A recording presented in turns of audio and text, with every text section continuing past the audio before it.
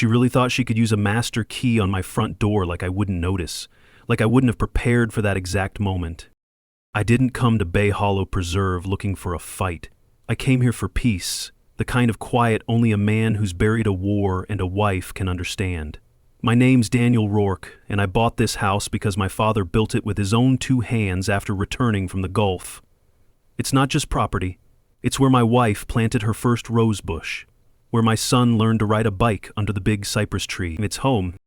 Let me know in the comments where you're watching from. And hey, hit that subscribe button if you're tired of HOA power trips. You're going to want to see how this one ends.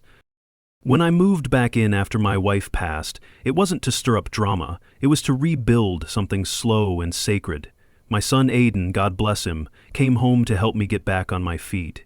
He brought back his tech gadgets, his snarky energy, and his laptop full of encrypted code. And me, I brought back her ashes in a cedar box and set them beneath that cypress tree. That tree? She used to sit under it with her journal. I've kept that bench clean every weekend since, even when the HOA cited me for excessive natural debris. Yeah, that's where it started. One morning, there's this note taped to my front gate. Violation. Decorative lawn objects exceed permitted height and quantity. The offending object? A little ceramic gnome with a missing ear, leaning slightly to the left like it had too much brandy. My wife put it there in 2008. Said it looked like her Uncle Joe. Thought it was a prank. I even laughed. Aiden did too. He said, "Guess your HOA's got a grudge against Uncle Joe." I paid the $25.00 fine. Thought that would be the end of it. It wasn't. 2 days later, another note. This time, my son's car was parked too far to the right, encroaching 6 inches into community landscaping. That landscaping was mulch and dead grass. I didn't argue. I just told Aiden to adjust it. But when I went out to the front yard to move a sprinkler head, just move it, mind you, I spotted her. Veronica Blaine. 50-something, sharp blazer, mouth like a lemon wedge. President of the Bay Hollow HOA. She was walking her dog. But not walking, she was casing. Watching, taking mental inventory of every mailbox flag and blade of overgrown grass like she was running surveillance. She caught me looking and smiled. "Just doing my rounds, Mr. Rourke, keeping the neighborhood lovely." I smiled back. Funny, I thought that's what good neighbors were for. She didn't like that, not one bit. Later that night, Aiden pulled up security cam footage from our Ring doorbell. "She circled the house twice," he said. "That's not walking a dog, that's recon." "Let her," I told him. "She wants to push, she can push." Because what Veronica didn't know, and what I hadn't planned to use, was that every lock on this house had been customized by me. Before I retired, I was a military security consultant. When my father passed, I modified the place with the same protocols we use to secure forward operating bases. It didn't look like much from the outside, but every door and window had smart triggers, low-power sensors, and the kind of silent fail-safes only someone trained in counter-intrusion would even think about installing. But back then, I still didn't want a war. I just wanted my wife's rose garden to bloom again. We kept things quiet for another week. Then came notice. 3 unauthorized modifications to front door lock. No hearing, no explanation, just a threat. Revert changes within 10 days or face daily fines. I walked into the HOA office to speak with someone, anyone. Niles Parker, the HOA's vice president, was sipping lemon water behind the desk.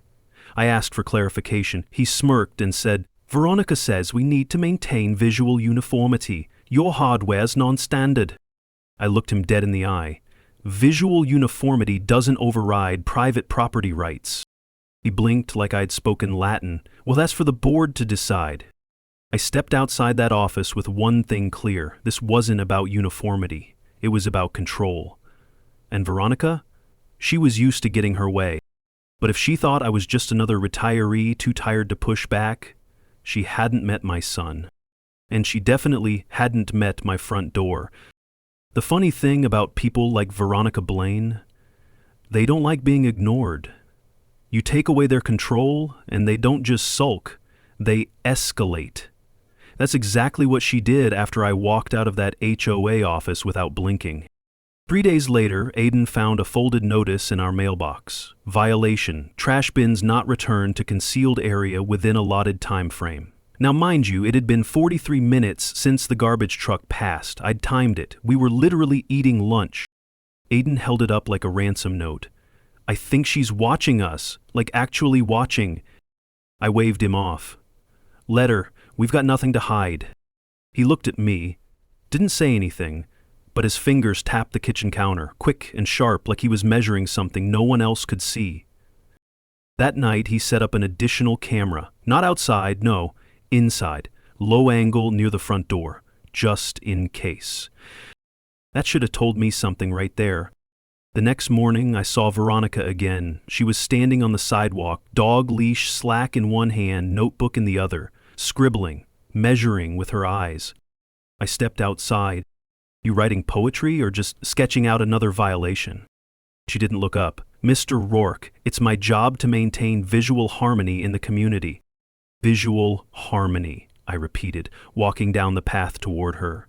So we're not allowed to have opinions on our own front doors now. Your modifications create a precedent that threatens the standard.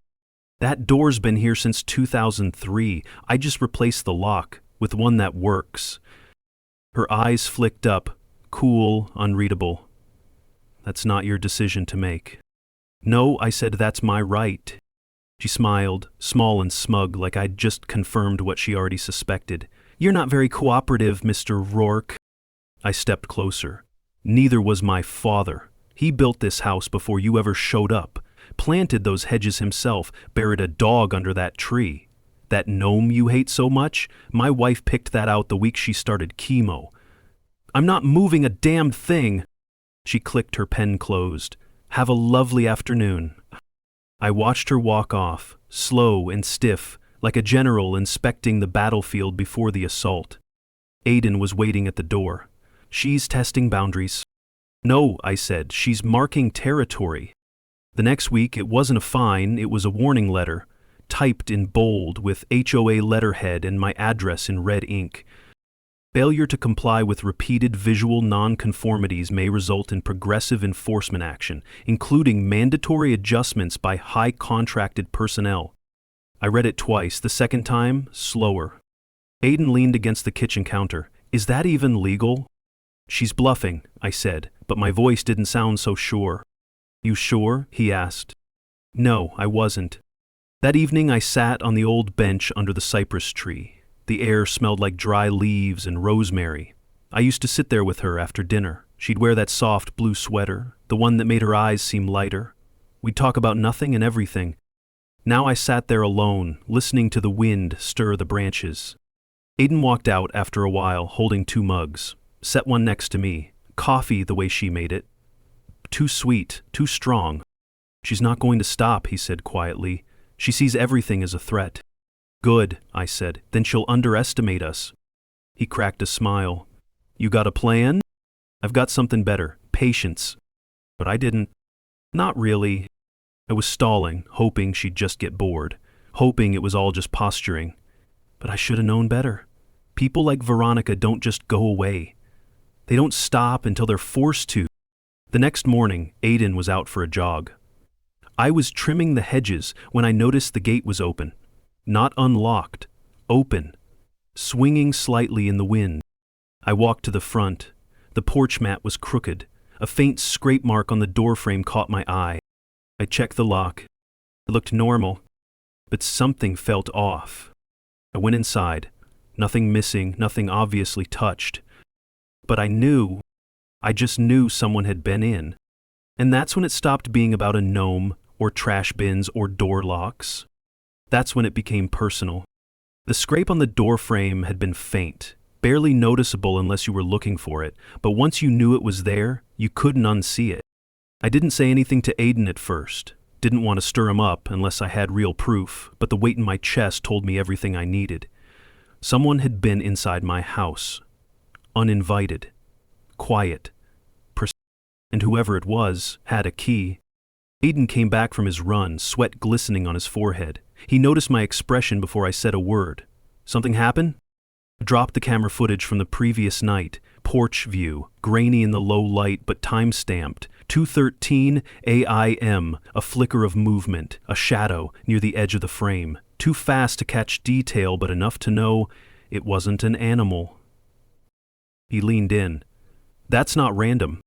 No, I said. That's someone who knows where the blind spots are. We didn't talk much after that. He got quiet, typing fast at his laptop, muttering about network upgrades. I walked the perimeter 3 times before lunch. By the afternoon, I was at the community center. HOA had called for a mid-month compliance check-in, which was just code for, let's all pretend this isn't a dictatorship with fake muffins. Veronica was there, naturally, posted up near the sign-in table like a queen greeting her loyal subjects. Her hair was stiff, perfect. Her smile wasn't. Mr. Rourke, she said, like my name tasted sour. President Blaine, I said, because I knew her title meant everything to her. She gestured toward the cookies. Please, help yourself. I ignored them, scanned the room instead. Niles Parker was leaning over the complaint binder, whispering to Eric Duval, the ex-cop who now ran security assessments. Cynthia Maddox was organizing papers with surgical precision. And then there was Linda Chow. She was hunched at the end of the table, barely touching the cookie in front of her. Her pen clicked rhythmically against a stack of minutes. She didn't look up once. I'd seen her before, at the back of every board meeting, never speaking. She'd nod when told, sign when asked, and vanish before the coffee cooled. But something about her today was off. When Veronica brought up enhanced property compliance audits, I saw. Linda's hands were shaking, just slightly. Her pen paused mid-click. She didn't look up. I made my move. After the meeting, as Veronica and the others congratulated themselves in circles, I walked over to the coffee table where Linda stood alone, staring into her cup like it might give her permission to speak. Linda, I said gently. She jumped, just slightly, then nodded. Mr. Rourke. Call me Daniel. A pause. Rough meeting, I added. She gave a tight smile. They're all rough. Another pause.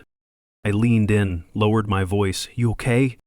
She hesitated. Her eyes darted toward Veronica, who was across the room, laughing. Too loud, too forced. Linda's voice dropped to a whisper. You didn't hear this from me, but don't let her near your locks. My spine straightened. You're saying... I'm not saying anything, she cut in quickly. Just, she's not supposed to have copies. Copies of what? She opened her mouth, closed it, looked down at her cup again. You should check your deadbolts. Well... But she was already stepping away, fast, before I could press her. I walked back to my truck in silence, wind tugging at my collar. I sat behind the wheel, thinking. Someone inside the board wasn't comfortable, and they knew more than they were willing to admit. I told Aiden everything when I got home. He listened, quiet, brow furrowed. She knows something, he said. She's scared, I replied. She should be... We spent the next 2 hours modifying the front lock. Aiden replaced the internal motor with a custom-coded fail-safe, a magnetic trip switch that triggered when any key that wasn't ours tried to turn. By midnight, he'd linked the front entry to a hidden sensor inside the wall. Next time she tries it, he said, we'll know. We didn't sleep much that night. Neither of us said it out loud, but we both felt the shift. This wasn't about HOA nonsense anymore. This was surveillance. Control, trespassing. And now, we weren't just reacting. We were preparing. Hey, quick pause. If you've ever dealt with a power-hungry HOA or someone thinking they can walk into your life uninvited, tell me where you're watching from in the comments and hit that subscribe button because this story, it's just getting started. The sensor tripped at 2:46 IEM. Not a loud alarm. Just a soft vibration on my phone, one blink, one ping, front entry lock, unauthorized key attempt. I was already awake when it went off. Truth is, I hadn't really slept since Linda's warning. Something about the way she looked when she said, don't let her near your locks. It stuck under my skin. I rolled out of bed, phone in hand, and padded down the hallway barefoot. Aiden was already up, laptop glowing on the kitchen island. He didn't say anything, just turned the screen toward me. Live feed. Night vision on. There she was. Veronica Blaine. Neatly dressed, even at this hour. hair wrapped up, no dog this time, just her and a small black pouch she pulled from her coat pocket. She stepped onto our porch like she owned it, looked both ways, reached for the doorknob. The sensor clicked again. I whispered, "She's not even trying to hide it." Aiden clicked a button, quietly marking the footage with a timestamp. "She's not afraid. Yet." On the screen, Veronica inserted something into the lock. It jammed. She tried again, a faint huff. Then she stepped back, confused. She didn't know about the new magnetic trap we'd installed. Every time she tried her key, it triggered a micro-lock. She tried one more time, shook her head, and walked off. I watched her disappear into the night like it was just another errand on her list. I didn't sleep after that. By 6 a.m., we'd pulled the footage, spliced it, and backed it up 3 different ways. One copy went into a hard drive Aiden stashed in a hollowed-out book. Another went onto a secure cloud drive we kept off-network. The third, I printed stills and sealed them in a manila envelope with a sticky note. She was here. We didn't call the cops, not yet.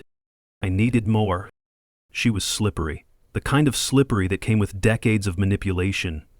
If I reported her now, she'd cry emergency access, twist the story.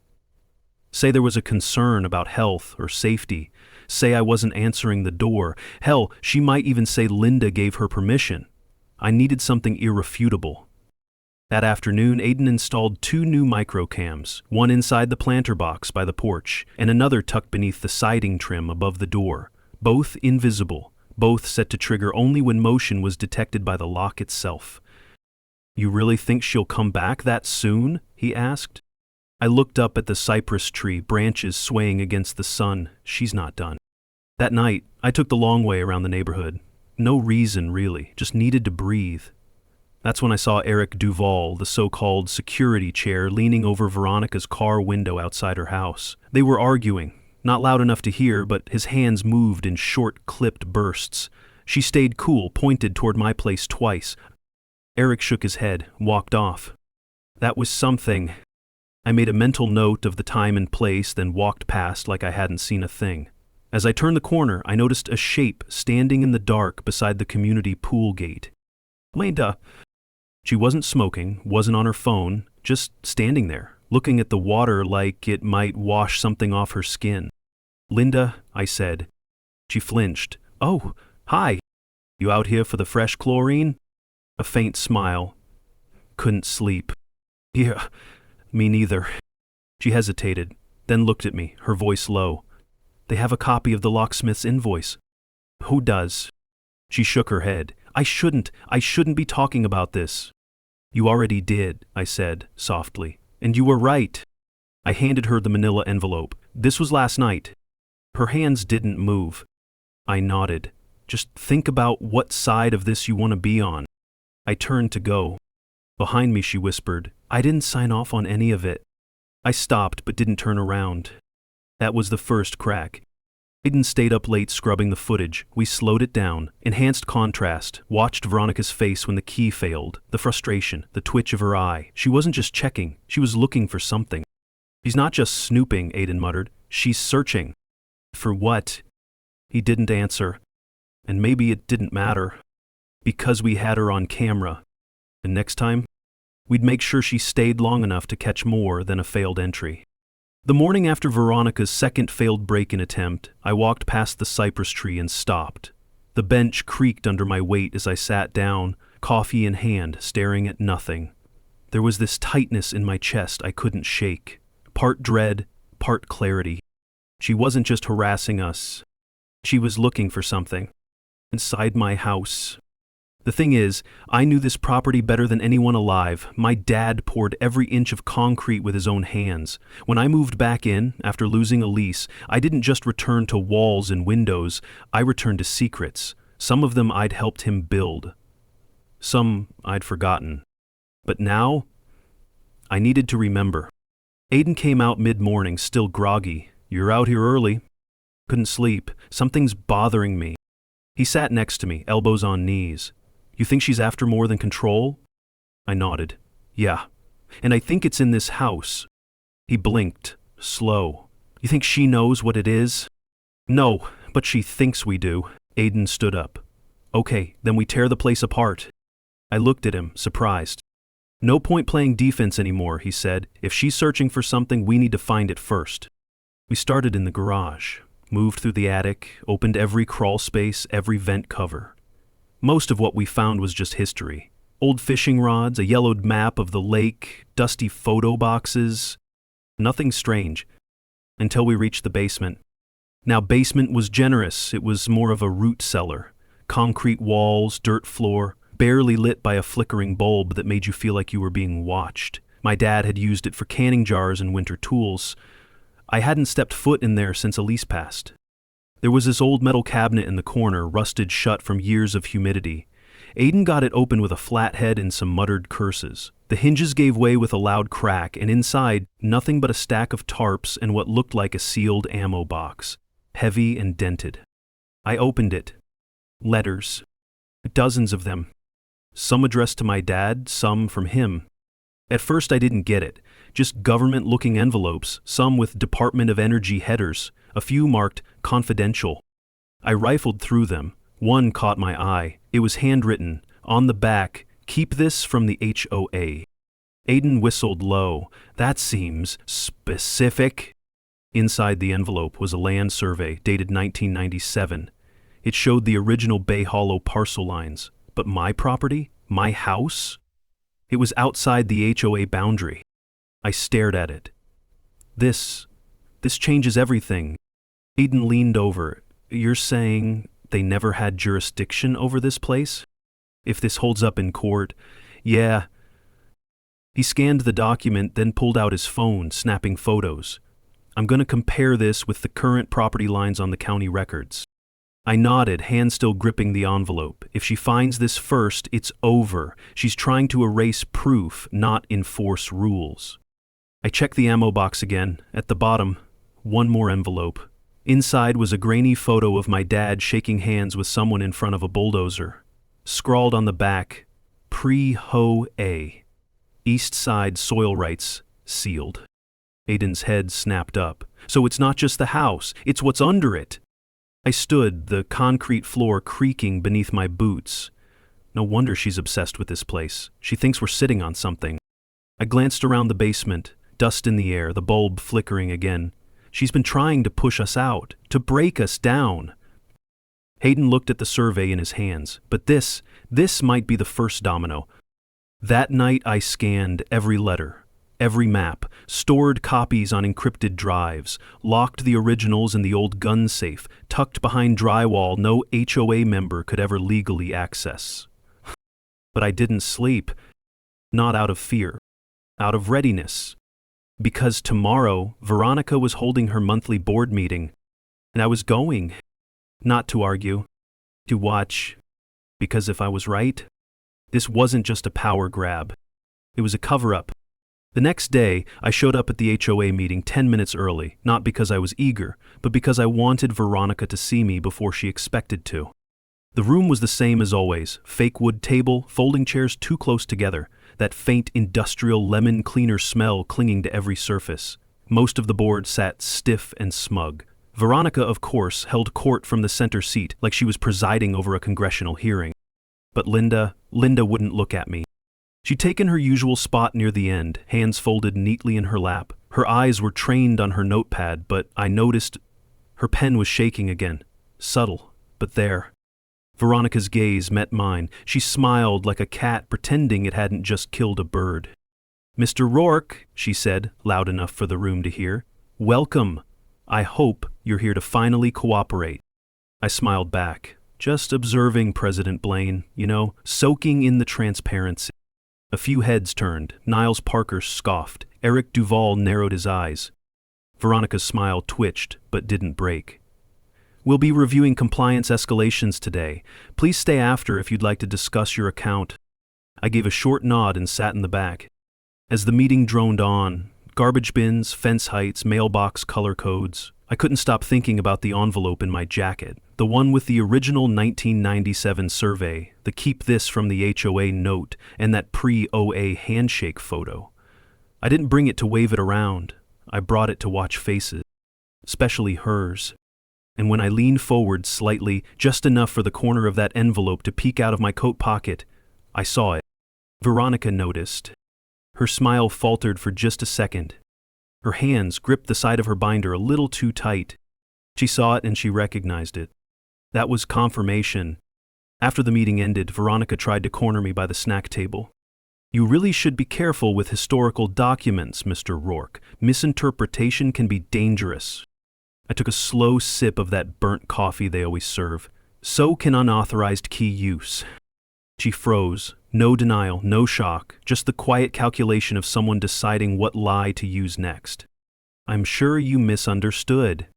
No, I said calmly. I think you did. She stepped back, smoothed her blazer, and left. Linda stayed behind. She lingered after the room cleared, still staring at the untouched cookie on her napkin. I walked over and sat beside her, silence stretching between us. Finally, she whispered, "They've been planning this for a while." I didn't push, just waited. Belly had a meeting, off the record, not in the minutes. Eric didn't want to come. Veronica pressured him, said it was about reclaiming misfiled boundaries. I think she found something in the archives, something she wasn't supposed to see. My throat dried. Did she mention my dad? She nodded slowly, said he was sloppy, that his paper trail was weak.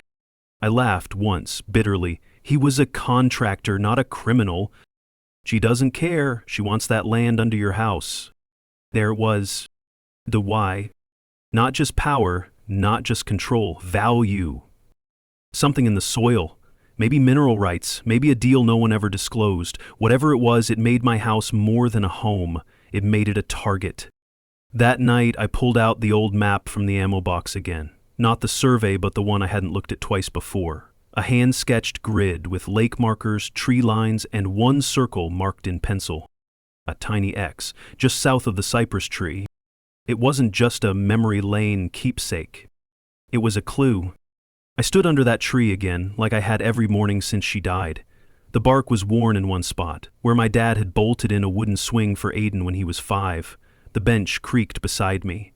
Same as always. But under that soft layer of grief was a sharper edge now. Resolve. I grabbed the shovel from the garage.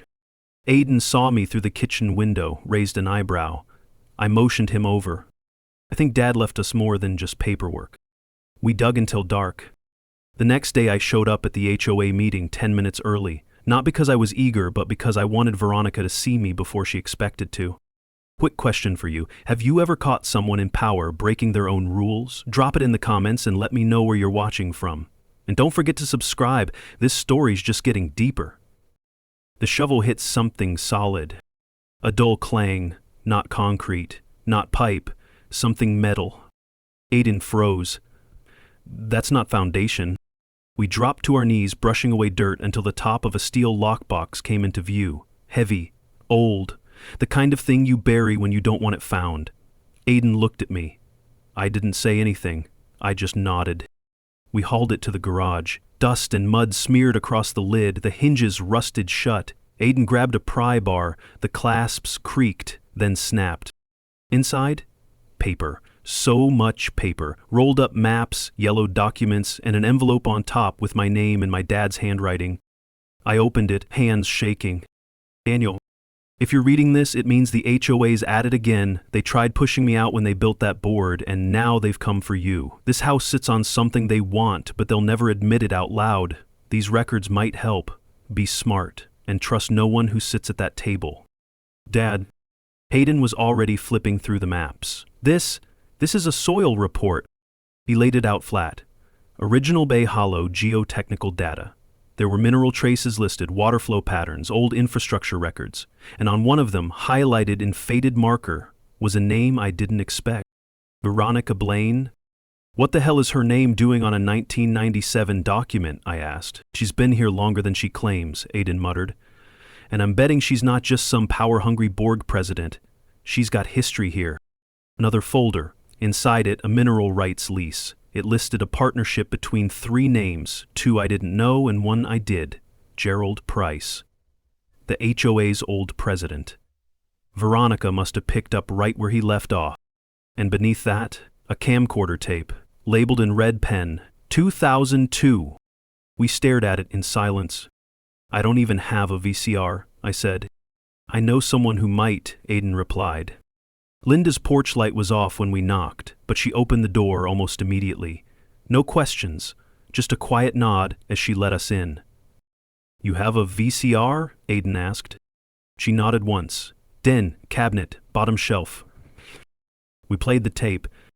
Static flickered, then a handheld recording began. It was inside my dad's living room. He stood across from a man in a blazer, Gerald Price. The audio was scratchy but clear enough. Price, we're offering access rights. You'd keep the home, just sign off below grade. Dad, I know what's under this land, and I know you don't have the paperwork to touch it.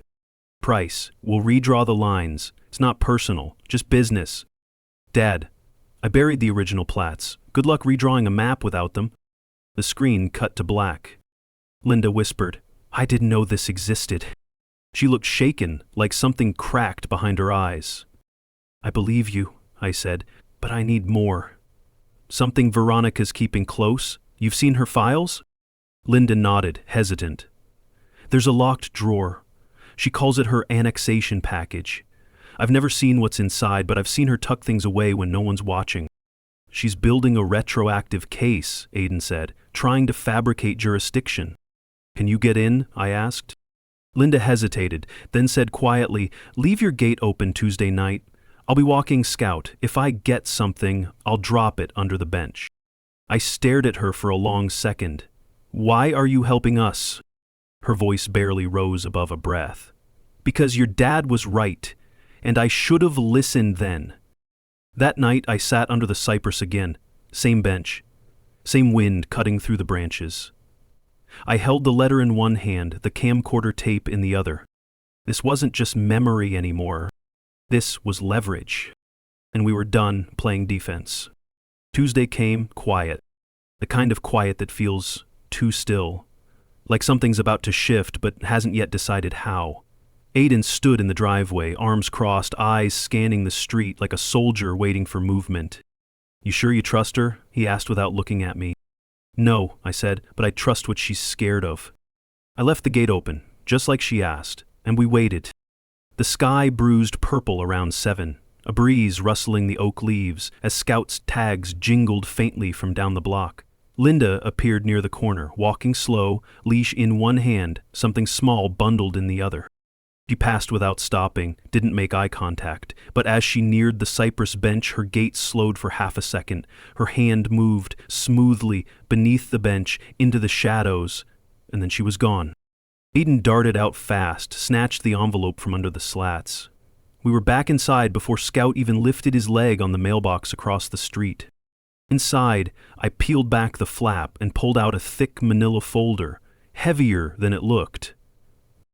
Stamped on the front, HOA, annexation package, internal only. I opened it carefully. Inside, boundary redraw drafts, flagged homeowner parcels, and most damning, a memo signed by Veronica Blaine. Per the strategic plan outlined in 2004, any properties formerly designated as non-HALE compliant lots should be systematically rezoned and reclassified. Original surveys may be challenged due to lack of digital record. It was her smoking gun. She wasn't just power tripping. She was trying to rewrite history, quietly absorbing our house into her jurisdiction, nullifying any defense we had left. Jesus, Aiden muttered. She planned this for years. There was more. In the back of the folder, clipped to the inside pocket, was a thumb drive, labeled with nothing but the date, Oct 13, 2006. I plugged it into my laptop. Video files, 10 of them, all surveillance footage.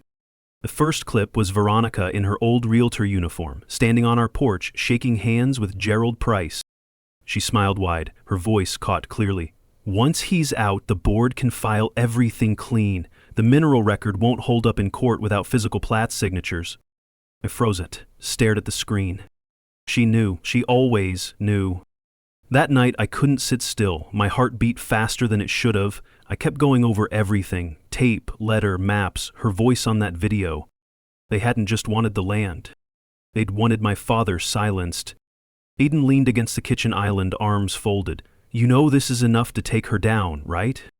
Not just her, I said. The whole board signed off. But she's the head. I nodded, exhaling. We don't go to court yet. First, we let her think she's still in control. Aiden gave me a look. You want to bait her? Exactly. We show just enough to make her panic. I copied the footage, edited a short clip of Veronica admitting to the reclassification plan. No full names, no legal claims. Just enough to rattle her bones. And the next morning, I posted it in the Bay Hollow neighborhood Facebook group. Caption: anyone know what our HOA president was really after in 2006? I didn't tag her. Didn't need to. Within 15 minutes, the post had 20 comments. By the hour mark, the doorbell rang. Veronica. Hair too perfect, smile tight like plastic stretched too far. Her voice was calm, but her fists were clenched. I think you've made a serious mistake, she said. I stepped outside, closed the door behind me. Is it a mistake if it's true? You don't understand the full picture. No, I cut in. I understand exactly what you've done, but I also know how fast truth spreads in a neighborhood like this. She leaned in close. You take that post down, Daniel, or I will bury you in legal motion so deep your son will need a map to find you. I stared back, calm. Lucky for us, we've got a map. She blinked, and for the first time she looked unsure. Not angry, not smug, just off balance. It was working, and I was just getting started. I kept that envelope on the kitchen counter all day. I didn't open it right away. I already knew what it said the second I saw Veronica's handwriting scrawled across the label. The woman didn't print. She carved her name in cursive like she was branding cattle. When I finally tore it open, the letter inside felt heavier than it should have. Notice of emergency, HOA board hearing. Allegations, harassment, public defamation, and misuse of digital media. Friday, 6:00 p.m., Bay Hollow Clubhouse, attendance mandatory. Aiden read over my shoulder, then let out a low whistle. She's spiraling. She's trying to scare us into silence. He leaned against the fringe. You scared? I looked at the letter again. Not anymore. The clubhouse always felt too sterile. Beige walls, folding chairs, a faint recycled lemon-scented air freshener that didn't hide the damp carpet smell. This time, though, it was packed. Word had spread, and not just among board regulars. Neighbors I hadn't seen in months came out. People were curious. Some were angry. Most were confused. Linda sat near the back, eyes forward, hands still in her lap. Veronica stood up front at the long plastic table, flanked by Doug, Kathy, and Marcus, her loyal little echo chamber. She tapped the mic. This emergency hearing is being called in accordance with Section 5.41 of our HOA bylaws, citing community endangerment through misinformation and digital harassment. Mr. Daniel Reed, you've been accused of posting falsified video content that has misled homeowners and damaged board integrity. You may present your defense. I stood up slowly. No folder, no flash drive in hand. Just me. My name's Daniel Reed. I've lived in Bay Hollow for 15 years. My father, Ben Reed, lived here before me. Some of you knew him. Some of you probably still remember the work he did, clearing the lake trails, fixing dock rails when the board ran out of budget. He didn't do that for recognition. He did it because this place mattered to him. A few heads nodded in the crowd. I kept going. You say what I posted was misinformation. It wasn't. The video is real, the conversation happened, and more importantly, it's part of a pattern, a long-standing one, of selective enforcement, intimidation, and quiet policy changes designed to force out homeowners who don't fit into Veronica's vision of Bay Hollow. A flicker of discomfort crossed Kathy's face. Doug leaned back in his chair. Veronica cut in sharply. You don't have the authority to speak for the community. I don't need authority, I said. I've got the truth. I turned slightly and pointed toward the back of the room. Linda! She stood slowly, shaky, but tall. I was on the board when Gerald Price tried the same thing Veronica's doing now, she said. Ben Reed stopped it then, and Daniel's trying to stop it now. Veronica's head snapped toward her. Linda, you're out of line. No, Linda said firmly, louder this time. You are. The room shifted. Just a breath, but it was enough. I let the silence settle for half a second before I added, I have copies of original plats, footage of past meetings and internal memos, signed about rezoning property under homeowners' feet without their consent, You want to talk defamation? Let's do it in court. Veronica slammed her hands on the table. This is a circus. Then why does it feel like you're the one juggling lies? That one hit. She didn't speak again. I turned back to the crowd. All I want is what my father wanted. Fairness, clarity, and for no one to be bullied off their land because of secret deals made in back rooms. A pause, then someone clapped. Another followed. And then more. Not loud, but real. For the first time, I saw the control slipping from her fingers. Not because I shouted, but because I made her look small without even raising my voice. And in that moment, I knew the boardroom wasn't her stage anymore. It was mine. Where are you watching from? Drop your city in the comments. And don't forget to subscribe so you don't miss how Daniel flips the board's game against them. Veronica didn't show her face after the hearing. Not at the clubhouse, not on her daily control walks past everyone's yards, and definitely not at the Friday HOA fitness class she used to command like a drill sergeant. But her silence didn't mean surrender, it meant she was plotting. And I knew it. The same way my father used to recognize the stillness before a hard frost, quiet, deceiving, and always followed by damage. I wasn't going to let her catch me unprepared. Aiden was already in the garage when I walked in. He didn't say much, just handed me a dust-covered box marked in permanent marker. Dad's Private Lake Zoning Docs. It was the same shaky handwriting I'd seen in old birthday cards. We carried it inside and spread the contents across the living room floor. Folders, VHS tapes, oil-smudged notes, even a taped-up envelope with "For Daniel if they try again" written across the front. My hands froze. "Go ahead," Aiden said quietly.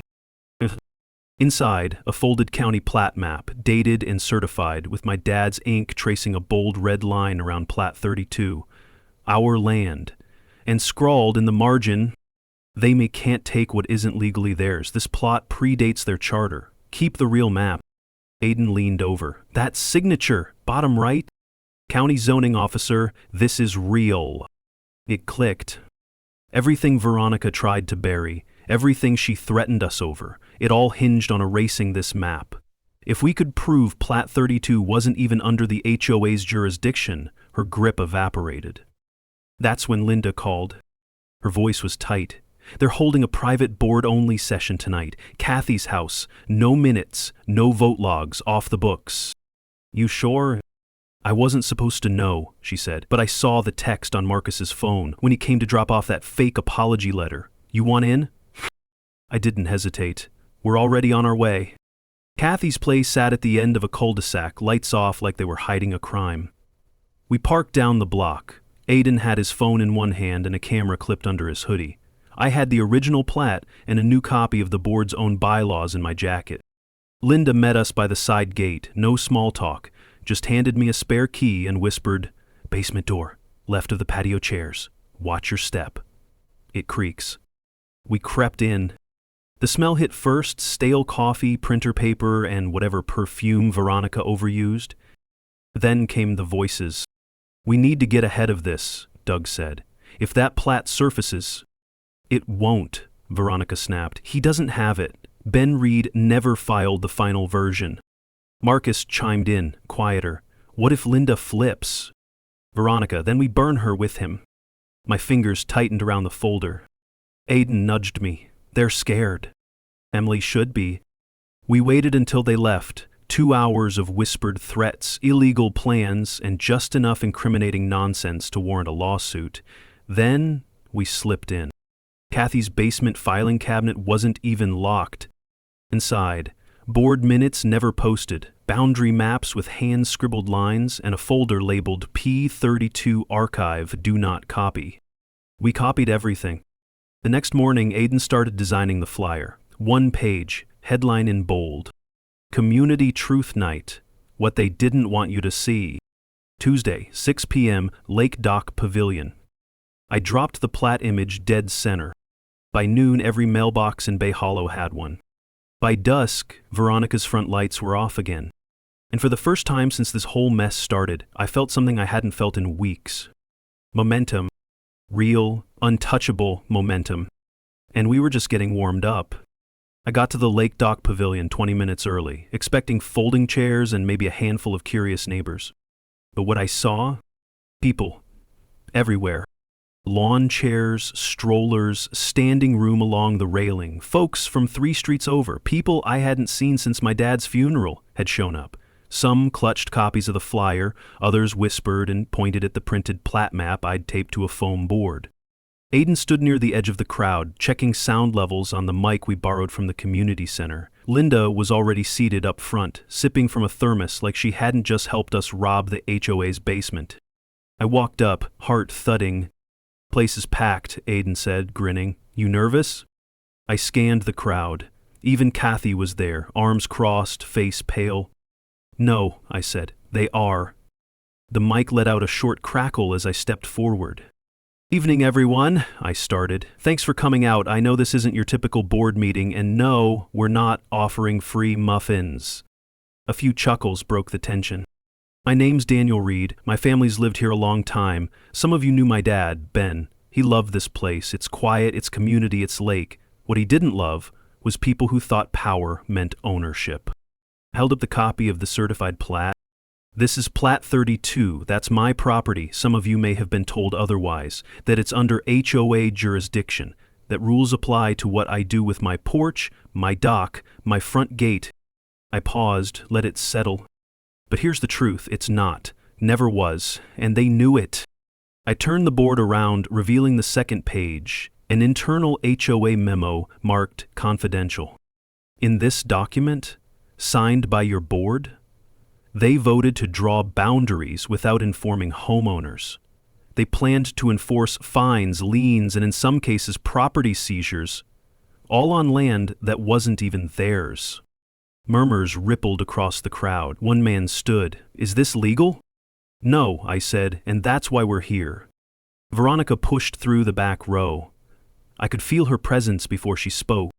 "You don't get to decide the law, Daniel." I didn't flinch. "I'm not deciding anything, I'm just sharing what you hoped no one would see." She stormed toward the front, snatched one of the flyers from a woman's lap and held it up. "This is fear-mongering, a smear campaign. You're manipulating these people." Linda stood. "You manipulated them first?" The crowd turned. Linda faced Veronica, voice calm but firm. "I saw the vote. I saw you push it through without discussion. You wanted to reshape this neighborhood like it was a puzzle missing one piece. Except it wasn't. You just didn't like who the piece belonged to." Veronica's voice cracked. "You're off the board." "No," Linda said. "I resigned. But I never stopped caring about the truth." Doug and Marcus, standing near the back, didn't move. Doug shifted uncomfortably. Marcus looked down at the grass. I leaned into the mic one more time. "If this was just about me, maybe I'd let it go, but it's not.